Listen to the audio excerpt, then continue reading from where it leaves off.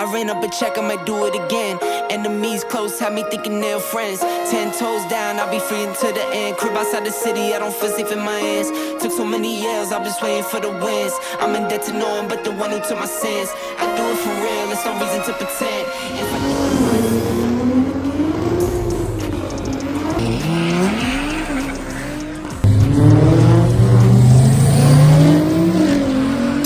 it. No receipt. Wow, bro. I guess I won't get that tax write-off. So guys, I just put some 93.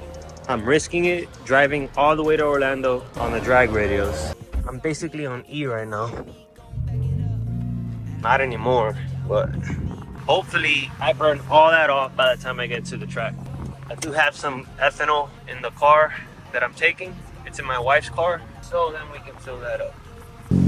Yo, I've been driving through rainstorms. I got caught in 2 of them. I haven't felt the car get any squirrely. I was going like 30 miles an hour, but that's still sketchy going down the turnpike, slowing down traffic. Catching now a separate highway that's not gonna require people going 80 or 90 miles an hour. So hopefully now I can easily go about 30, 40 and not piss people off. But this is definitely slowing us down. I wanted to get there earlier. I pulled over to the side because my wife is here with the wheels, with my Nismos, and I have Michelin Pilot Sports on there. However, I forgot my lug nuts. So I pulled over and tried to swap out the wheels, and I wasted time doing that, and I found out I didn't have the lug nuts. All right, well, we're gonna keep pushing, just going very slow. Yeah, drag radios in standing water is no good. I'm surprised that this thing can do 40 miles an hour with this water right here. I've had some scares with the Q. We're about 3 miles away, so relatively close. Just happy I made it all the way this way with no accidents. We made it. Say what's up to the boys. Car made it in one piece. Now, I am trying a new fuel. I'm not sure if it's gonna run properly. Hopefully it does. I made a concoction of a few different sorts of fuel just because it was hot, but I don't know. We'll see if it'll work. So we got 305 TRX.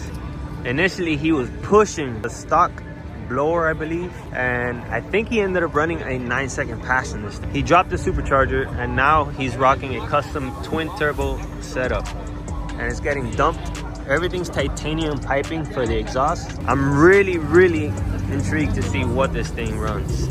He got custom carbon fiber front now as well. I think he's also using the nitrous. I'm not sure if he is, but I know the nitrous is set up. I can't wait to see what this thing runs. That's George with the RS3 with the hybrid turbo that I want to run. He will give me a much better run versus the stock turbo RS3 that I did. I think he's already in the 9s, so it's a good chance he's a little quicker than me. He also trapped 140 something, but we'll see. I'll give it a shot. Mama ain't raised no bitch.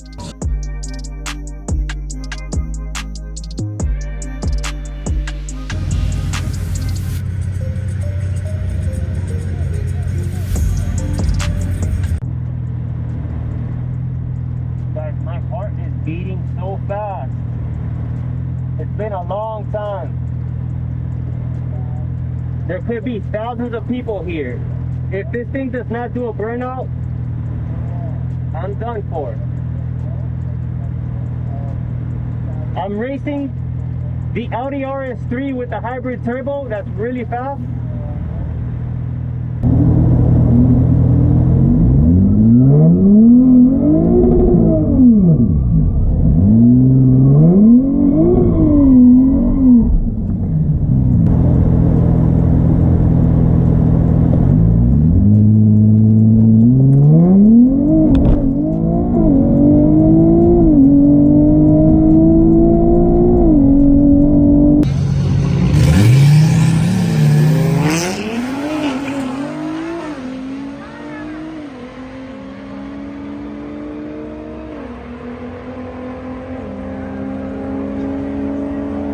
I forgot to freaking log it, but it left pretty good.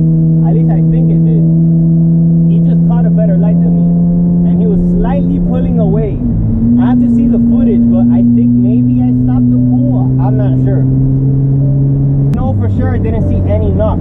that is extremely good.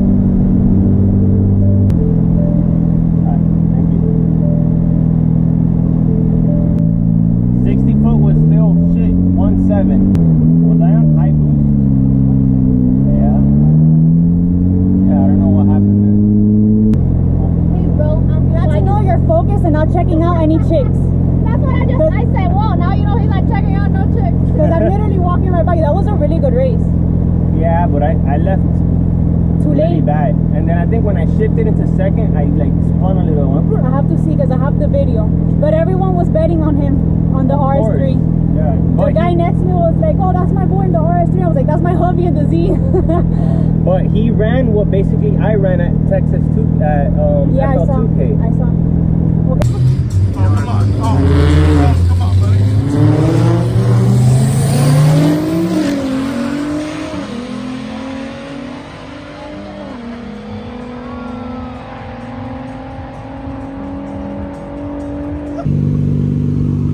All right, so recap. You're good, man. First dig, I didn't data log. I did a 10.5 at like 136. Second run was a roll race.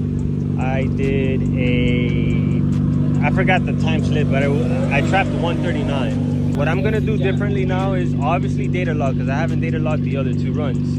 I'm leaving the car on the entire time. That way the chiller can get extremely cold. I want this thing right before freezing, and it's really cold. It's probably like at 47 degrees right now. The only problem is I have a shit ton of condensation building up there now, so I have to do a burnout. If this car doesn't let me do a burnout, I will not clear the condensation and it will not make a good run. So this is gonna be very dependent on that burnout. After the burnout, the next thing that needs to go right is going to boost and hold it for the appropriate time. I'm gonna hold it until I see at least 15 PSI, so we'll see what happens.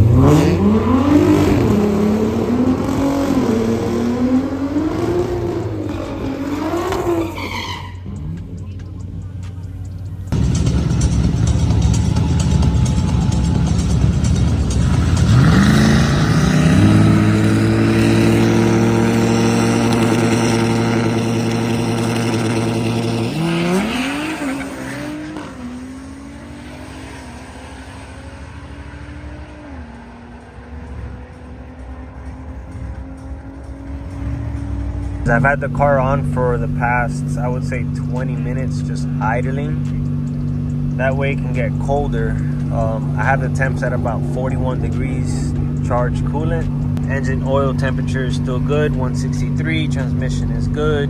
I have my engine coolant, 183. So overall, these are pretty good numbers here, and then my charged coolant. So let's go over the last run. The last run, I built up a shit ton of condensation. So much that I burned out for a long time. Once I finished the burnout, I felt it misfiring a little bit still. So I decided, okay, maybe if I go into launch control and I hold it, all those little mini explosives is gonna help push that condensation through, and it sure did. I got lucky. This time I'm gonna do one a little longer until the misfires kind of go away. Tire pressure on that side was 25 PSI. So maybe that's why I wasn't hooking that good. Right now I have it at 20 PSI or 19, 20 PSI. So that should hook pretty good. Charge coolant is really good. I just gotta do a huge burnout. Got a 10.2 with an amazing 60 foot. It's amazing to me because I've been battling with these 60 foots for the past year, where I was only doing a 1.7, 1.8, even a 2.0. We figured it out. I did a 1.53. Let's see if I can drop it down to like a 1.50 or 1.49. And even with my trap speed being 136, for some reason I'm down 2-3 PSI. I looked at the logs, I'm down in boost. If we can lead harder, that's gonna make up down the track, and I should get a 9-second pass even at 136, 137 miles an hour. Big difference, I think, also, other than the humidity as well. Like, the weather is horrible, but I am using a taller tire, so maybe that taller tire, I could see on the track, I am not in peak boost anymore. I'm not in peak power, so I have a couple things that I'm gonna do, and hopefully for FL2K, I will cross in peak boost, peak power, and do a 1.4. This car is gonna run hard, man. I'm telling you, if everything works great, it's gonna be good.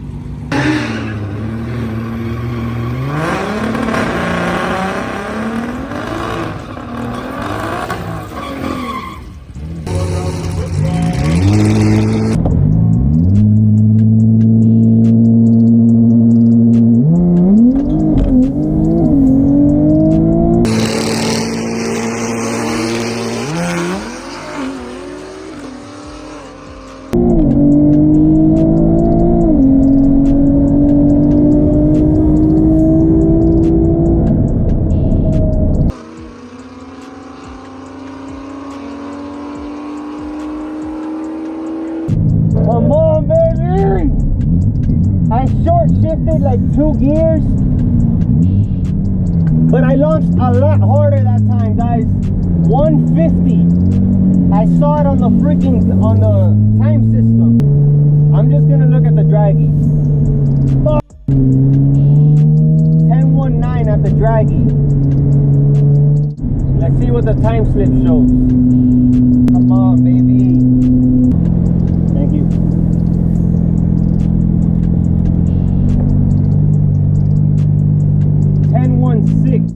What is wrong with this thing? I'm losing mile an hour. I'm gonna go over my boost clamp. By this time, it's getting really late.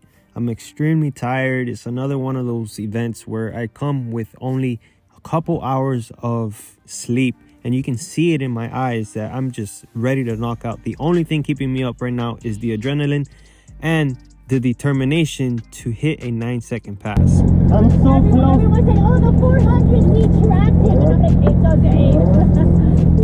You did good on this one. I'm so close to the 9-second pass, bro.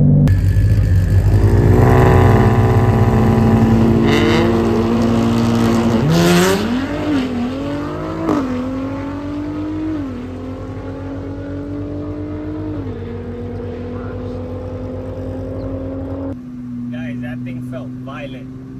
I'm sorry I didn't have, the GoPro's dead right now, so you couldn't see the inside. Extremely violent. I did a worst 60 foot, you know, it was a 153. Top end is not changing, so my guess is I went back up to like a 10.2. It is what it is. 2K. I'm gonna have to dial it down just a little bit, or just run it on this same map and just play with it and let go down the track.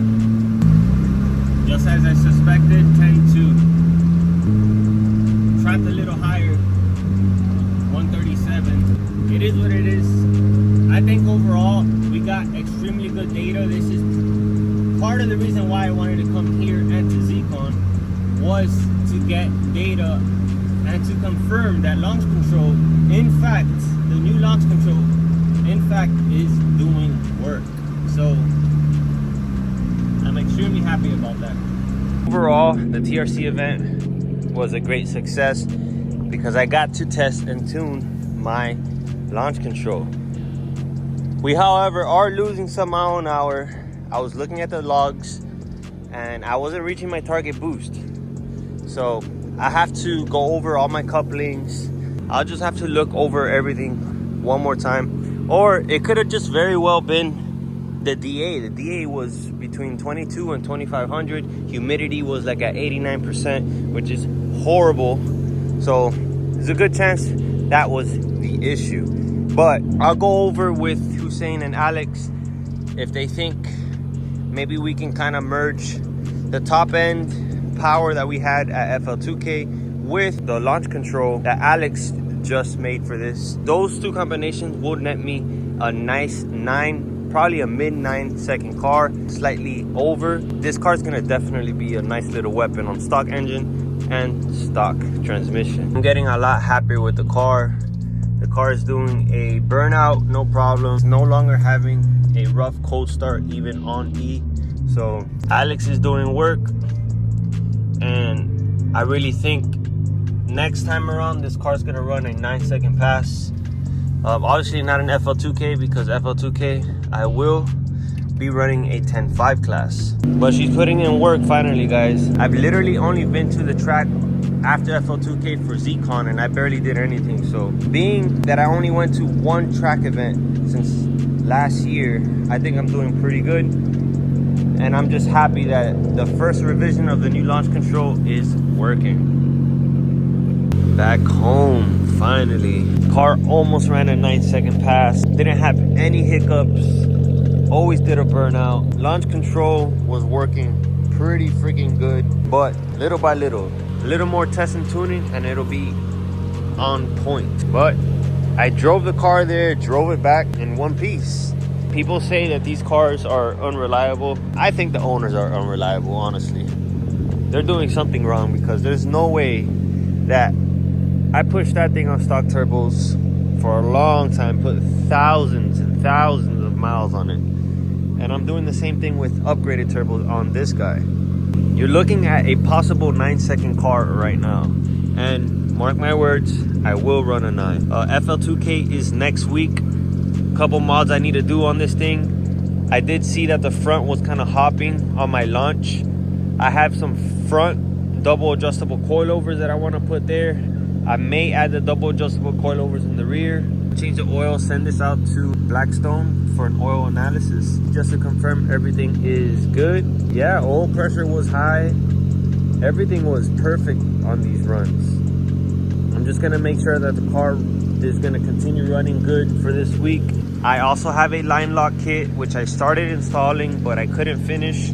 So I'll be installing the line lock for sure. That way I won't ever have an issue doing a burnout. And 2, I'm not burning up my rear brakes when I'm doing a burnout. I never tell you guys to really hit the like button, comment, all that blase blase, because it kind of gets annoying when YouTubers are saying that. But guys, I need a lot of support, man. I feel like I'm putting so much work, losing sleep. I'm not seeing that reflect on my YouTube channel. Kid wants a built engine. Come on. One of the only people on YouTube pushing this, other than my tuner, Racebox, and Mark. Everybody else is asleep on these cars. So if you want to continue seeing these cars perform and push the envelope and go to the next level, it takes support from the people on YouTube, watching, commenting, liking the videos, sharing the videos. If you want to see the Z succeed and run into the 9s and into the 8s, because I believe this car can be an 8-second car, you guys need to like and share the videos. But yeah, hope you like this one, and I'll catch you guys on the next one. Peace, Zillas.